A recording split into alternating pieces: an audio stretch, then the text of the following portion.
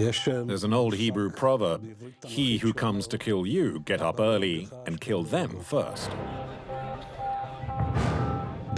In Judaism, there's an expression which I think still holds true.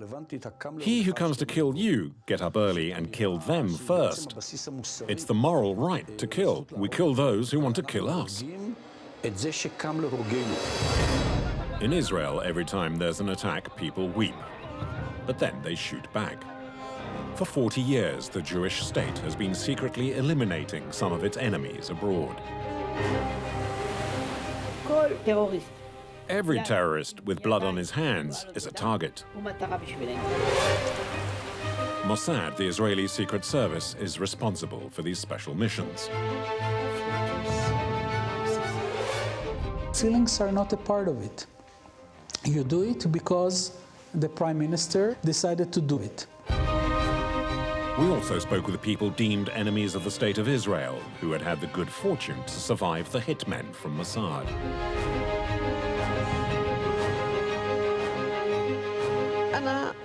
The screams woke me up. And then I saw 4 armed men arrive. They wanted to kill me in my sleep. But the will of the Almighty decided otherwise. In Israel, the proverb, "an eye for an eye, a tooth for a tooth," has become a perfectly acceptable state policy. Israel is the country that has used the weapon of targeted killing more than any other country after the Second World War.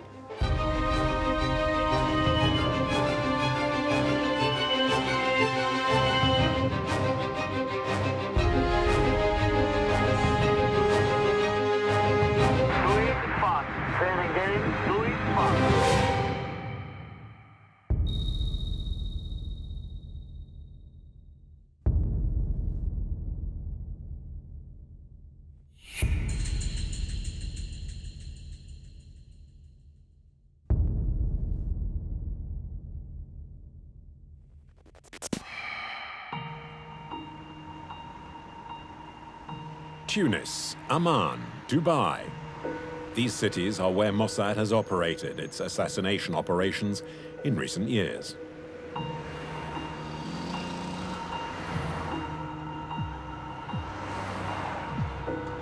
March 1978, a Palestine Liberation Organization, or PLO, commando hijacks a bus in the Israeli town of Gililot. It's one of the most serious attacks in Israel. 38 people are killed, including 13 children.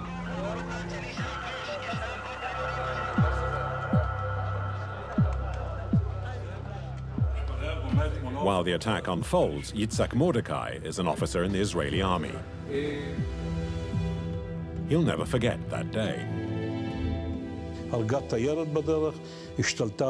The commando killed a tourist on the street before attacking the bus and forcing it to drive to Tel Aviv. Inside the bus, they killed women and children. They spared no one. They blew up the bus. It was the first time in Israel's history that such an attack had taken place inside the country. I'll always remember that night. According to Mossad, the man responsible for the outrage is Khalil al-Wazir, also known as Abu Jihad. Abu Jihad is not just another suspect. He's the right-hand man of Yasser Arafat, the leader of the PLO. Here he is in the mid-1980s, filmed by another of his aides.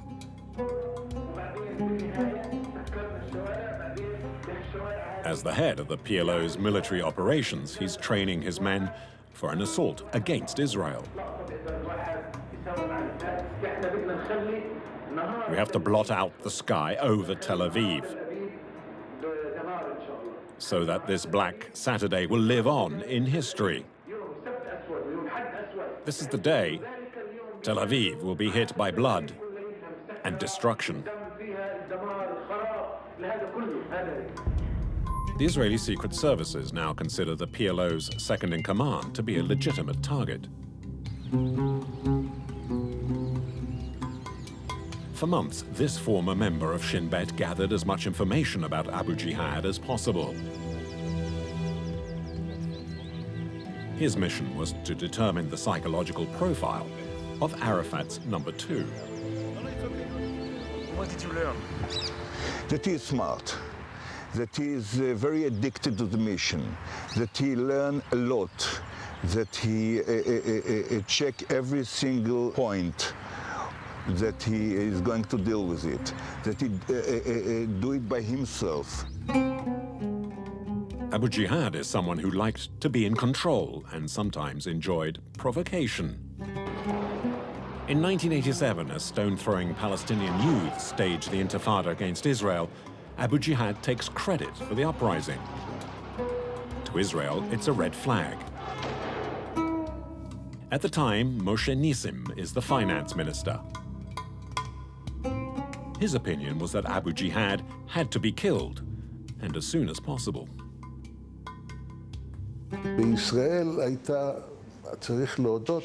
People were demoralized by the Intifada.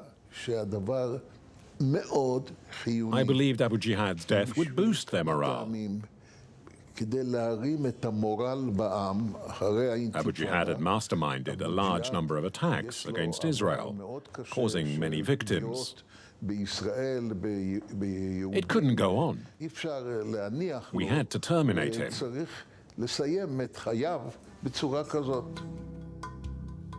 To end the life of an enemy of Israel is a decision that rests with one man, the Prime Minister.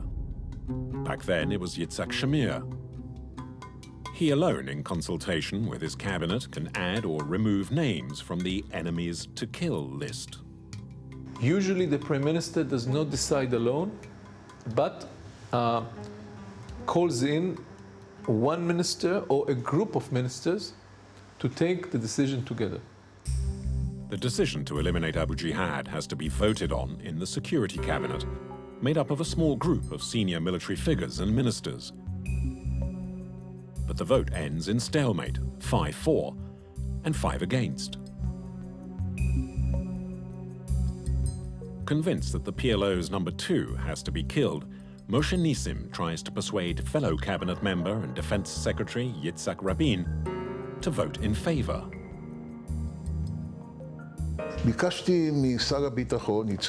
During the Security Cabinet meeting, I asked Minister Rabin to come with me to an adjacent room.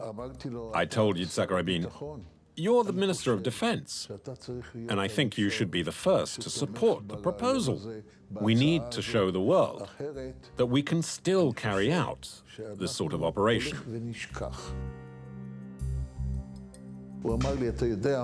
And Rabin said, "You know what? You're right. Let's go back in." And so it became 6-4 and 4 against in the vote. It's approved and the government gives the green light. Abu Jihad will be eliminated.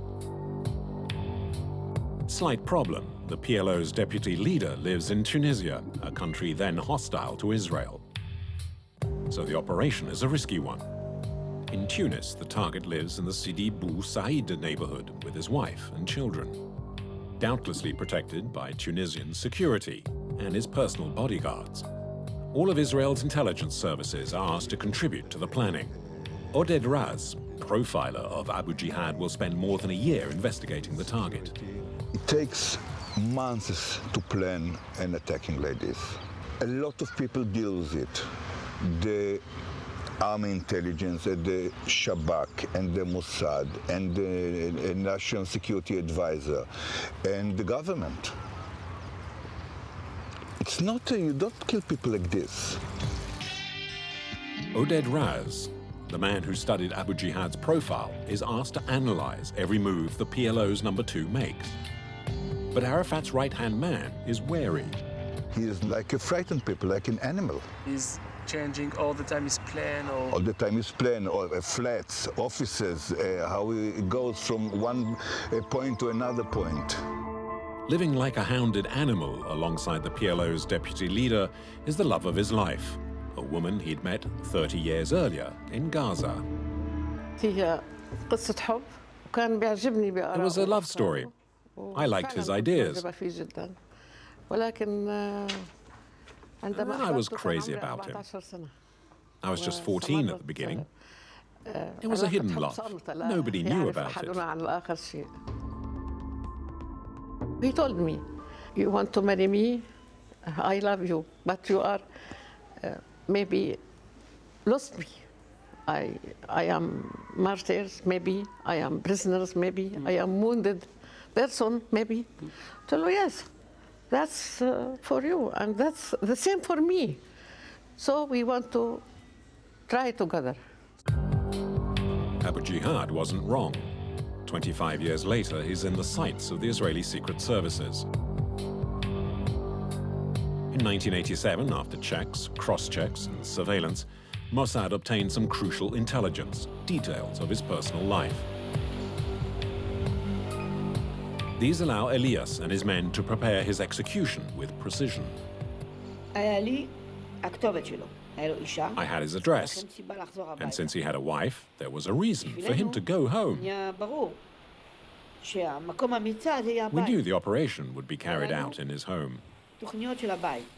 We had the layout of his house, and we knew every step, on every staircase. We had a lot of information. We even knew he slept with a gun under his pillow.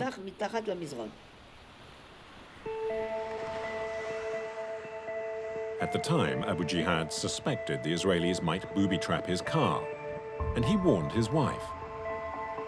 He afraid many times to take me with him in his car. Yeah? Yes. He did not allow me to join him anywhere.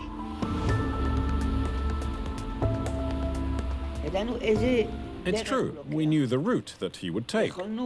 We could have bombed his car.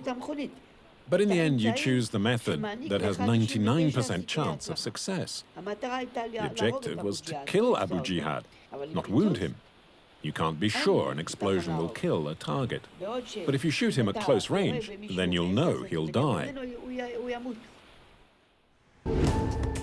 By the beginning of 1988, the procedure had been chosen.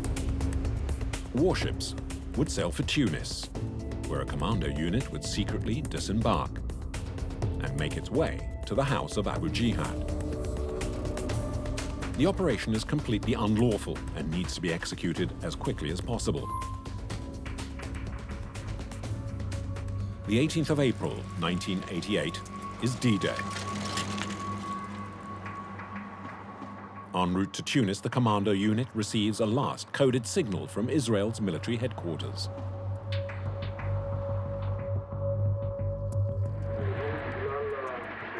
The nights are now short.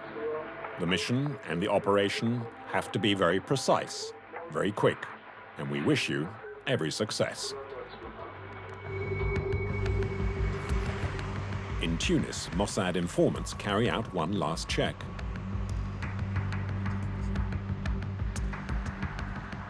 Before the attack, they make sure the target is indeed at home. They ring his phone, and it's Jihad that answers. The caller asked to speak with Abu Jihad. She wanted to inform him that, quote, one of his nephews had been captured. By passing the phone to her husband, Jihad had unwittingly signed his death warrant. The Israelis tapping the phone now had the confirmation they needed. The PLO's number 2 was indeed at home. Abu Jihad is unaware that just a few kilometers off the coast of Sidi Bou Said, several Israeli warships have taken up station. The operation is directed from a frigate. On board a young colonel, a certain Ehud Barak. 20 years later, he will become the Prime Minister of Israel. At 2300 hours, a speedboat heads towards the coast of Tunis. On board is the unit whose task is to assassinate Abu Jihad. At 23:15, about 20 men board 2 minibuses and make their way to the home of the PLO's deputy leader. If the Mossad agents are discovered, it would be a catastrophe. Military HQ in Tel Aviv is anxious and sends another radio signal.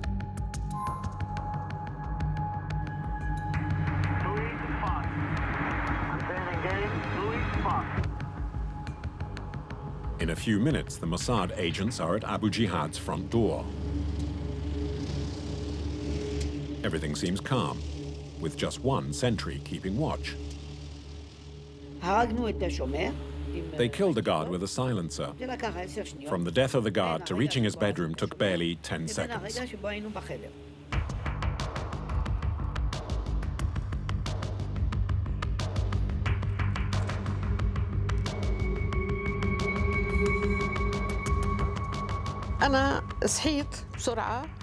I woke up with a start because of the cries and the noise of the table breaking.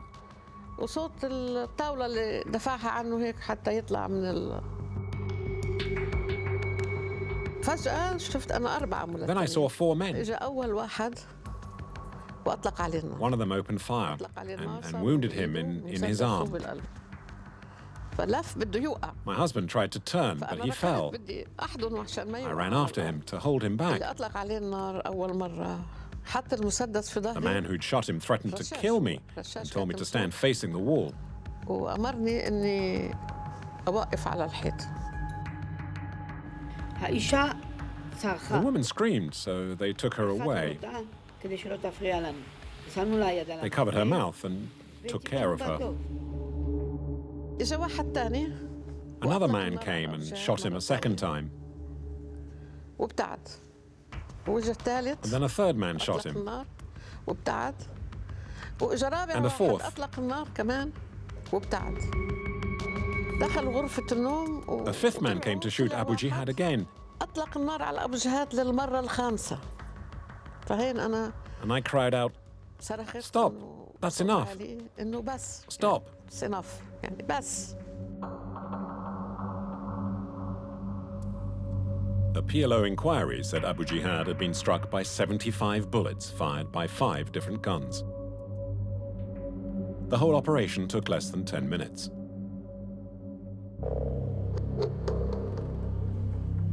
The senior commando, still out of breath, radios back to the frigate off Tunis that the operation had been a success.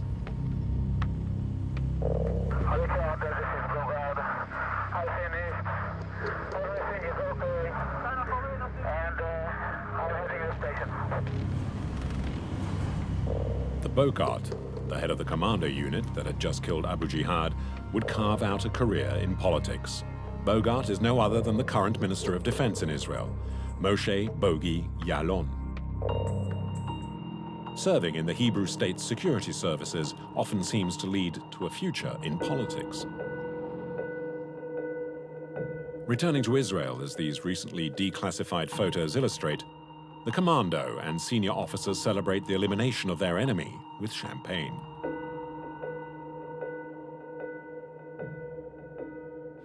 On the way home, the men were happy, but there was no sense of triumph. No one was singing. We got home, the Prime Minister congratulated us and said, "Thank you very much." Early on the morning of the 19th of April, 1988, a few hours after his death, news of Abu Jihad's killing explodes onto the world's media. Good evening, ladies and gentlemen. Our top story this Saturday morning is the assassination of Abu Jihad.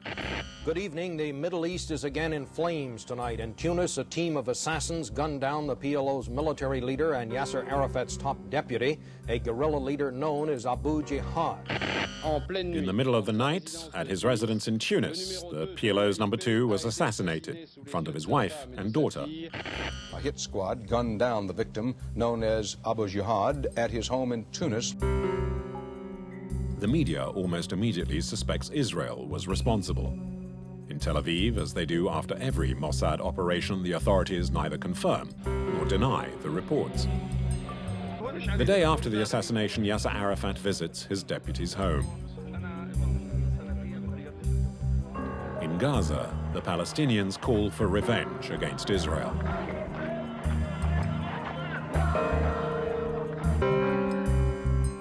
In Tel Aviv, Moshe Nissim, the minister who'd persuaded Rabin to support the operation, savors its success. At the next Security Cabinet meeting, Yitzhak Rabin asked me to follow him, saying he had something to tell me. And he said, "You'll never know just how right you were. The Israelis' morale is very high now. Since Sunday, whenever I go out in the car, the people are applauding me. They want to shake my hand, and they make the victory sign. It's really made the people very happy. Morale is so high now. In 1993, the Oslo Accords finally bring the PLO and Israel together to negotiate a peace process. But the reprieve will be brief for the Jewish state.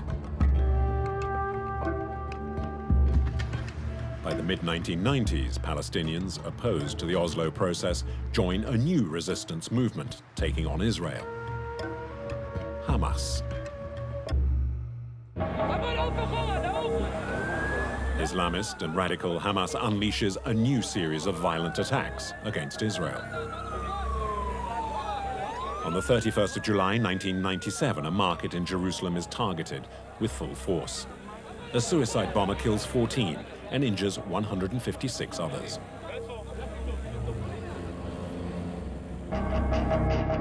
The then Prime Minister, Benjamin Netanyahu, demands a list of Hamas activists to be killed. His closest military advisor at the time remembers the absolute determination of the Israeli premier. Well, after the attack, the Prime Minister ordered all of the security services to come up with a plan. So all the security services, including Shin Bet, including military intelligence and Mossad, started doing what they could to get information and find the targets. Benjamin Netanyahu called in all the heads of the intelligence and said, I want a reaction. Give me a list of targets. Now, Shin Bet and military intelligence didn't have anything. Mossad gave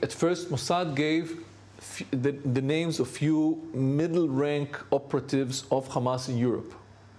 Netanyahu said, no, I don't want these small fish. I want the big sharks. The job of netting the big sharks fell to Mishka Ben David, a former philosophy teacher and then the head of intelligence for Mossad's clandestine operations. He agrees to be interviewed at home on the hills above Jerusalem. So you want to see the view first? Yes. If you go all the way down there, which is now very hazy, you can see Gaza. You can see the entire width of Israel. Less than 60 kilometers to the sea. Gaza, the West Bank. That's all there is. People don't realize how small Israel is.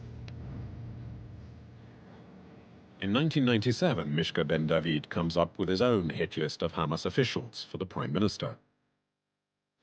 For the first time, he talks openly on camera. We made a list of them, and then we went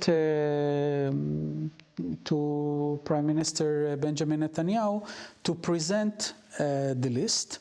And Netanyahu, after reviewing the list, decided that we must go for the heads of Hamas. We studied every attack that had taken place that year.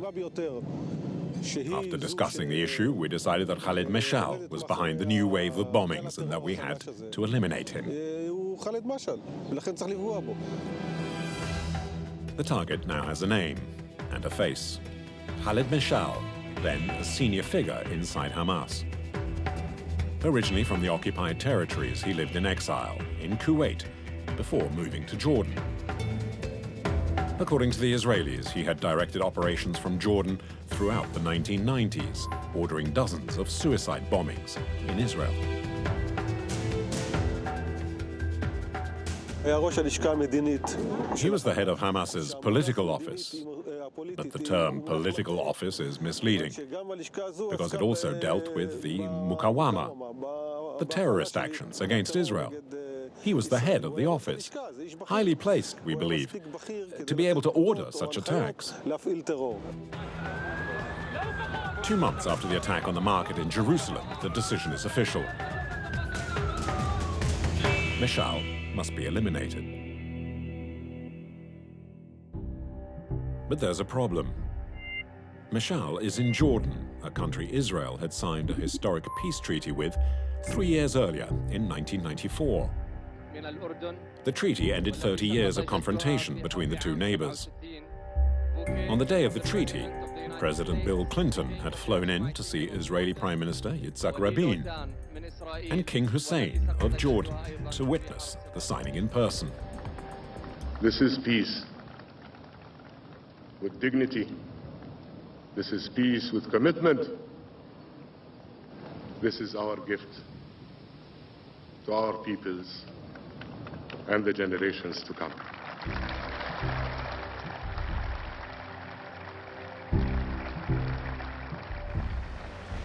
Given the treaty, it was difficult for Israel to secretly kill an enemy inside Jordan. But for Netanyahu, eliminating Mishal was a national priority. Netanyahu doesn't want it to be an obvious, clear operation. We call it a מבצע רועש. He didn't want a big operation with explosives and lots of shooting. Netanyahu said, it has to be a quiet mission, even if it's something that maybe you're not familiar with. The operation has to be conducted without anyone knowing. I don't want to risk our relationship with Jordan.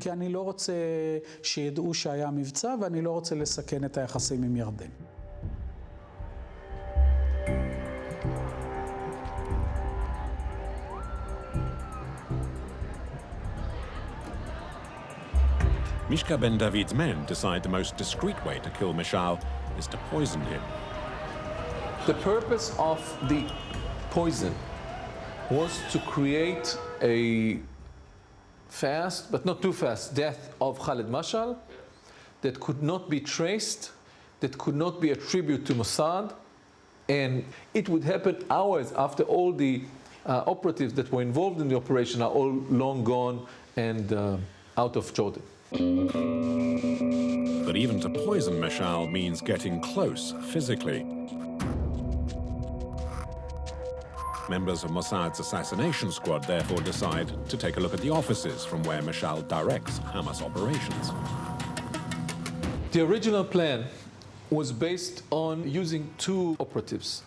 They would wait behind one of the walls in Asham's center until Khalid Mashal comes to work.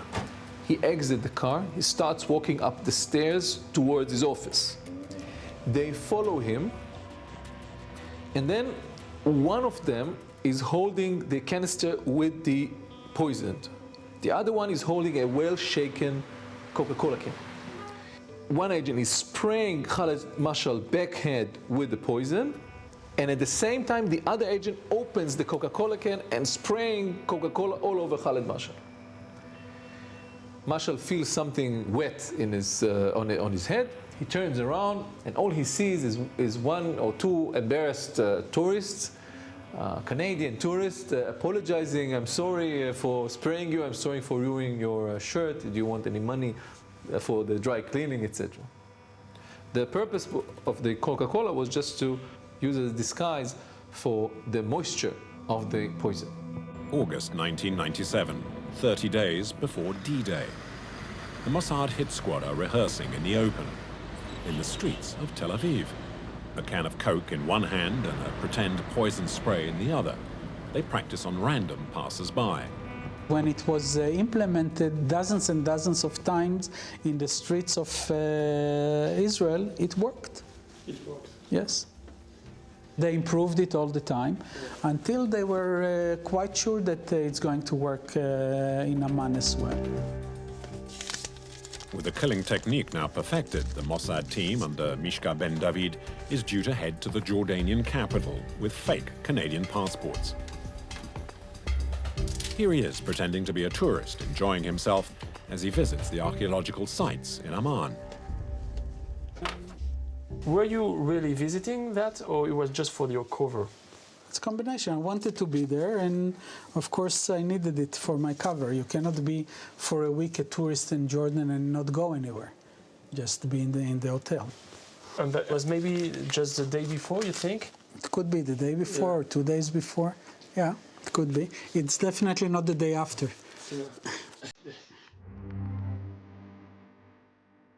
The operation gets underway. It's the 25th of September, 1997. The agents take up positions near the offices of Khaled Meshal. Mishka Ben David sets up operational HQ at the Intercontinental Hotel. With him is a Mossad doctor. In his bag, an antidote to the poison in case an agent is infected.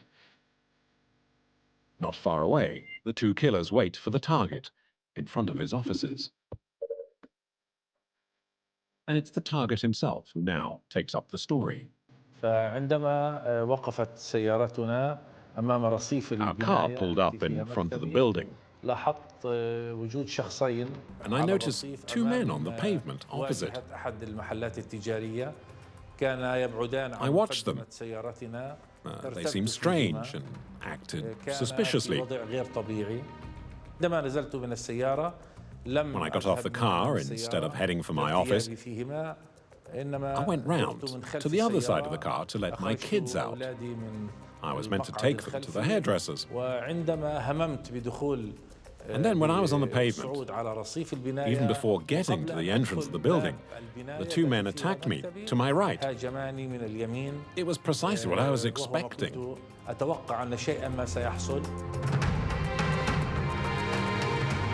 They started to spray him with the poison and the Coca-Cola. And instead of hitting the back of his head, they hit his ear. I heard this very loud noise in my left ear, and I felt like an electric shock all through my body. The two agents started to run to the other direction, and at the same time, another Hamas operative came and saw the whole happening. And he started to follow the two agents, the two operatives, that were going towards the getaway car. The car screaming away attracts the attention of a passing driver, a pro-Hamas sympathizer. Intrigued, he sets off in hot pursuit after the Mossad agents. The car chase winds through the streets of Amman. After 800 meters, the two Israelis, knowing they're being chased, leap from the car. They find themselves on some wasteland, still chased by the Jordanian. The crowd soon forms. Trapped by the mob who forces them to a local police station, the two agents are soon unmasked as Mossad operatives by Jordanian intelligence services. Poolside at his hotel, Mishka Ben David is unaware he has a serious problem. But that soon changes. I was reading the book by D.H. Salinger at the swimming pool. And then came a figure that belongs to the operational team and said certain words that had to be said to show that we are connected, and said we have problems.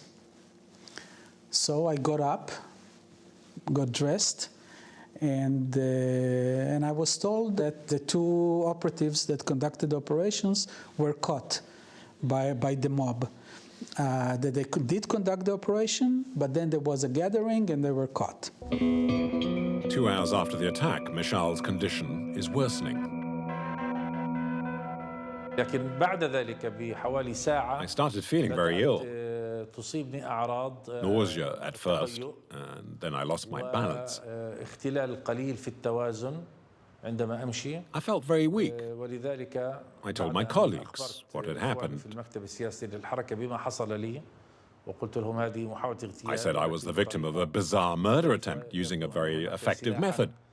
Later on, we discovered that it was a chemical weapon. So I called, not from my room, HQ in Israel. And I was told to take the different operatives and bring them to the embassy. I knew where each one of them would be, and I took them one by one and brought them to the embassy. To keep it low-key, Mishka Ben David uses local taxis to get the agents to safety. He doesn't know yet that Jordanian authorities have exposed the other two. When informed, King Hussein of Jordan is furious. The king soon receives an important call from Israel. Peace treaty is still active. His former chief of staff was present. Could have been cancelled. Prime Minister Netanyahu called His Majesty King Hussein, and he confirmed that what happened to Khalid Mash'al was due to an operation by the Mossad to assassinate him. Feeling betrayed and outraged, King Hussein threatens to tear up the peace treaty he'd signed with Israel 3 years earlier. The Mossad fiasco jeopardizes the stability of the entire region. The day after the operation, the king summons his government before the national and international media. In front of the cameras, the message is clear. If Mash'al dies of poisoning, then the peace treaty dies with him. One of our brothers has been the victim of a cruel attack. It is totally unacceptable. I've told our international partners that the existence of the peace treaty depends on the life of this man. حياة مسيرة السلام معلقة بحياة هذا الأردن.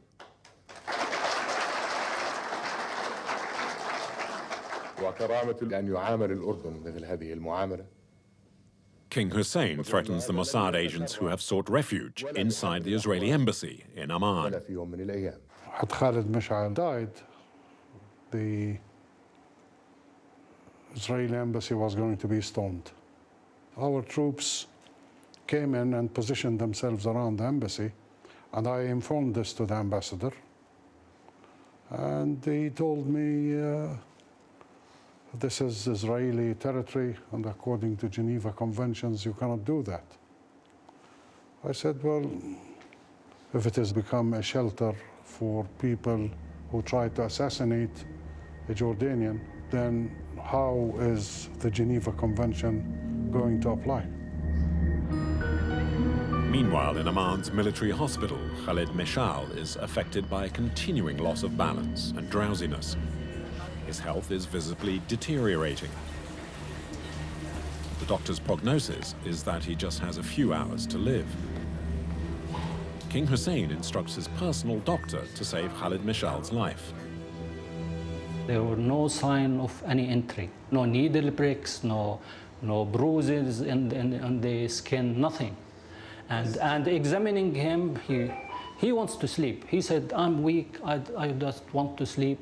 And we were talking to him, and come on, Mr. Khalid, take a breath, open your eyes for me. And the thing which struck me, when I examined his eyes, the pupils were constricted. We call it pinpoint pupils. That gives you more idea that this a very heavy dose of a narcotic was in his body.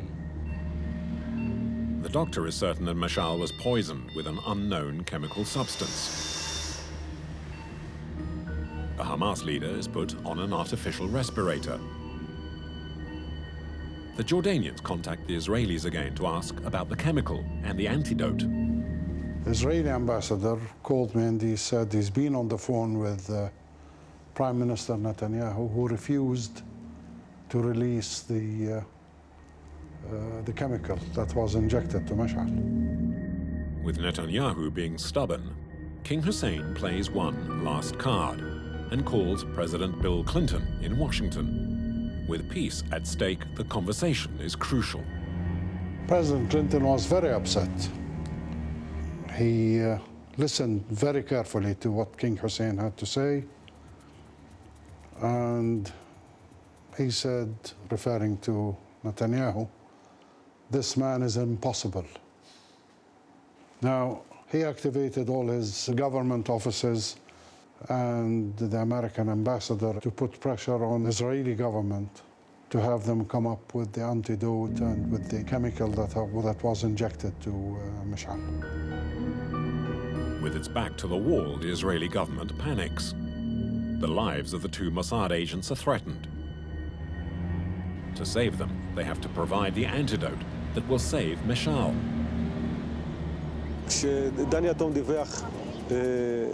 When the head of Mossad told us that the mission had failed, the Prime Minister asked, "What's happened to our people?" The answer was, "There's a problem."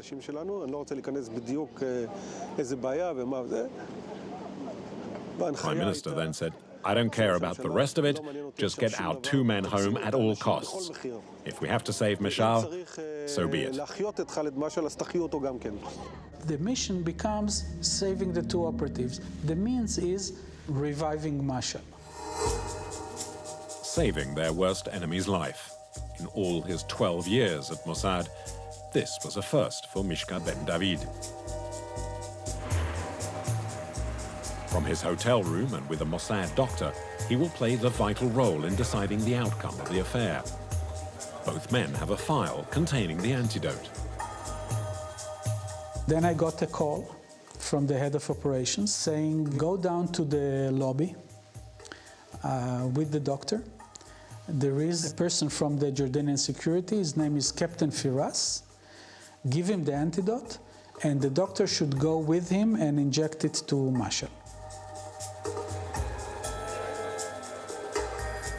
He was in uniforms, and I went. I said, "Captain Firas?" He said, "Yes." So I said, "Here is the antidote, and here is the doctor." And he had a very, very severe look on his face. I wouldn't call it a hateful look, but very, very severe. And we didn't have any conversation except of this. It is a very strange situation in the middle of an operation to actually hand yourself over to them and to have the doctor even go with them to inject it to Mashal. The discussion between the Israeli and the Jordanian is curt. The Mossad doctor is taken by the security services to give the antidote to the hospital director. She gave me 2 vials with adrenaline written on them. But Ali told me we're going to use this. So immediately I thought, we're not going to use anything unless we know what it is. Because it could be the poison, and we could finish him off with it. The Jordanians are wary and don't want to take any risks. They send the Mossad vials to a laboratory for analysis. 2 hours later, the analysis shows it is indeed antidote for the poison. After being injected, Meshal slowly recovers from his coma. The Hamas leader comes back to life. Only later do the Jordanians discover the poison was specially prepared for this one mission. It's not used in medicine. It is a synthetic narcotic like the drug which we use, the fentanyl. And if fentanyl, which we use, is 100 times more powerful than morphine, imagine this drug is more powerful than the fentanyl. So we don't know how much. Maybe it's used for elephants or something like this, to put an elephant to sleep. On the afternoon of 26th of September 1997, Khalid Meshal's life is saved.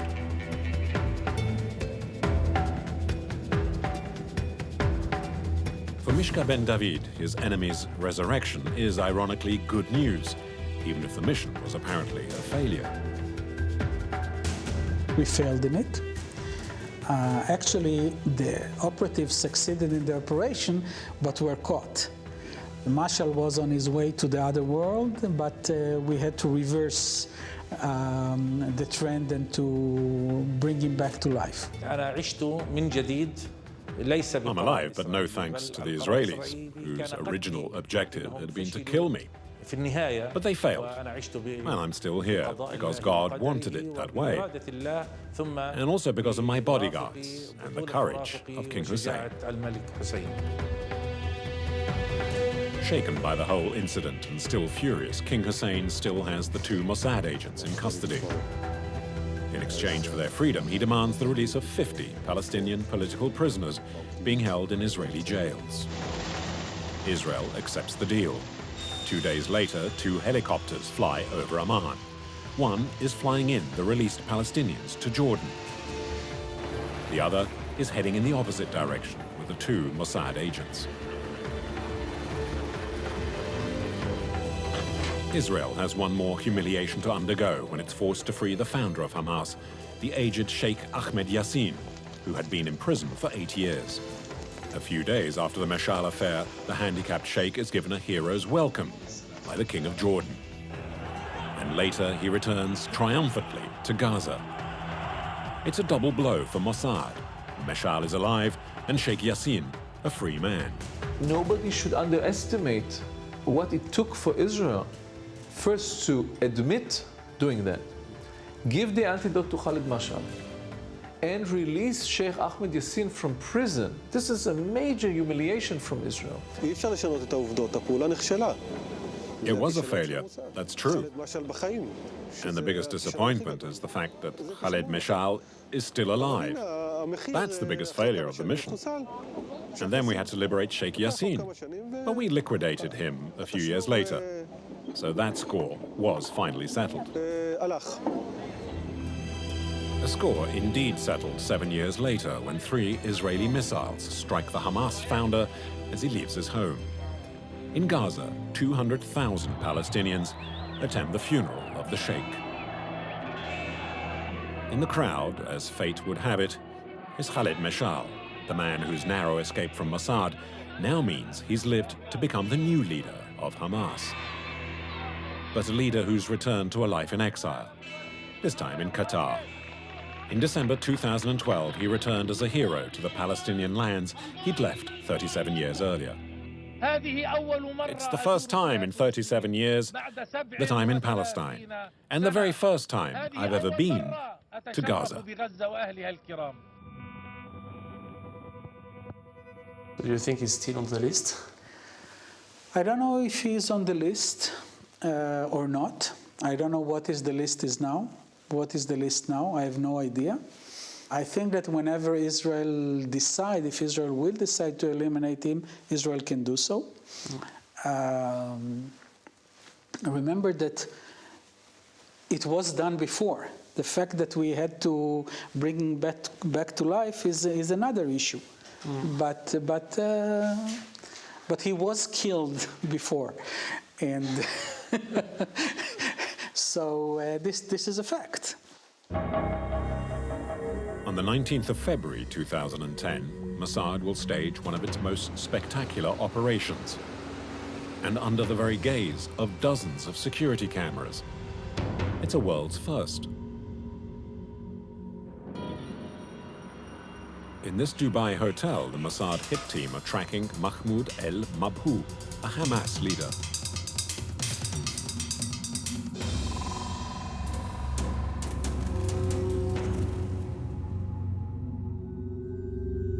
Al-Mabhouh is suspected of smuggling weapons from Iran into Gaza for use by Hamas's armed brigades.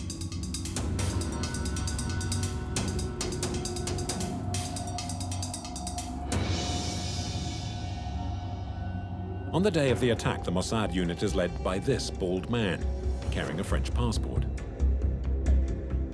At the start of the operation, one of the team members stops inside a bathroom to put on a wig and change appearances. A few moments later, the assassins enter the hotel. Off-screen, they'll break into the Hamas leader's room and wait for their prey.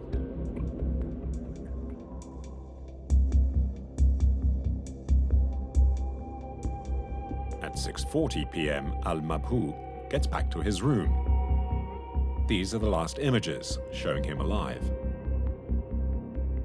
Inside, the Mossad team is waiting. After tying him up, they inject a neuromuscular relaxant. His death will appear to be of natural causes. One by one, his muscles are paralyzed. It's painful and takes some time.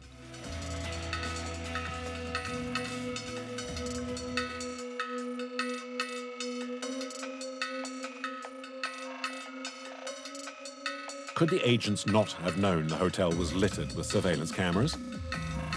In this video, one of the agents looks directly at one of the hotel cameras. But throughout the entire operation and on their passport photos, all the agents are heavily disguised so as not to be identified. False names, false noses, false eyebrows, false beards. One person we spoke to confirmed this was the case. Yarin Sharaf is a makeup artist working in fashion. As a sideline, he also helped disguise Israel's secret agents for 18 years.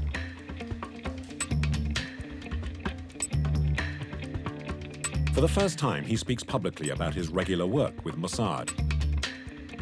He says the interview was done with the knowledge and approval of the authorities. Even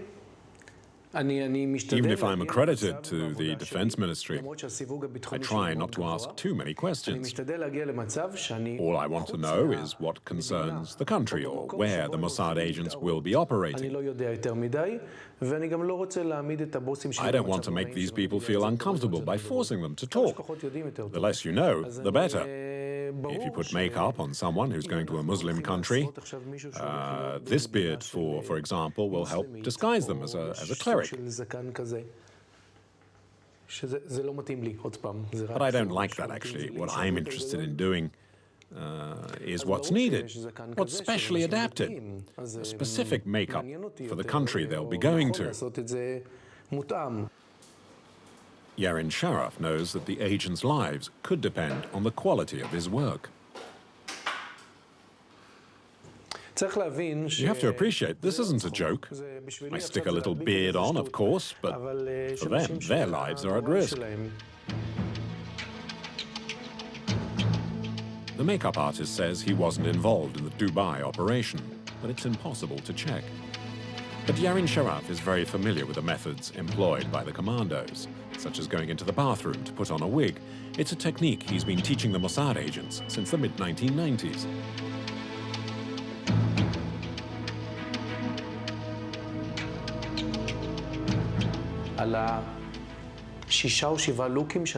I sometimes teach them about adopting 6 or 7 different looks. The person has to learn how to change looks very quickly. If I give them special glue, I also need to give them a means to take it off in just a few seconds. It has to be 100% natural. And the person has also to be 100% competent in changing appearances again and as quickly as possible. According to Yarin Sharaf, Mossad sometimes even gives its agents new teeth, a technique probably used by some of the 20 agents sent to Dubai in January 2010. Teeth are less frequent. You can change the whole plaque, which a dentist can work on. You make a cast of the person's mouth with a model like this one, and then you put the new teeth in. At the end of the training program, the makeup artist subjects his pupils to one final test.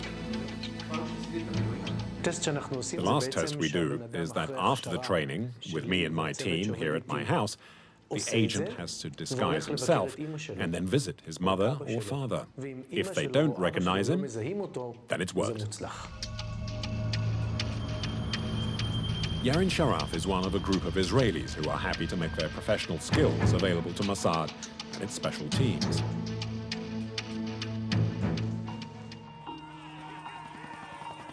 Special ops that are often spectacular, but that now make the finger of suspicion point at Mossad whenever someone mysteriously disappears in the Middle East. One last thought: did Israel murder Yasser Arafat? Mr. Yasser Arafat, the president of the Palestinian Authority, has died at the Percy Military Training Hospital in Clamart. In 2004, a Palestinian leader dies in a hospital in a suburb of Paris as a result of a mysterious illness. Mossad is suspected immediately. In July 2012, a laboratory in Lausanne says it has found traces of polonium, a radioactive element, on Arafat's clothing.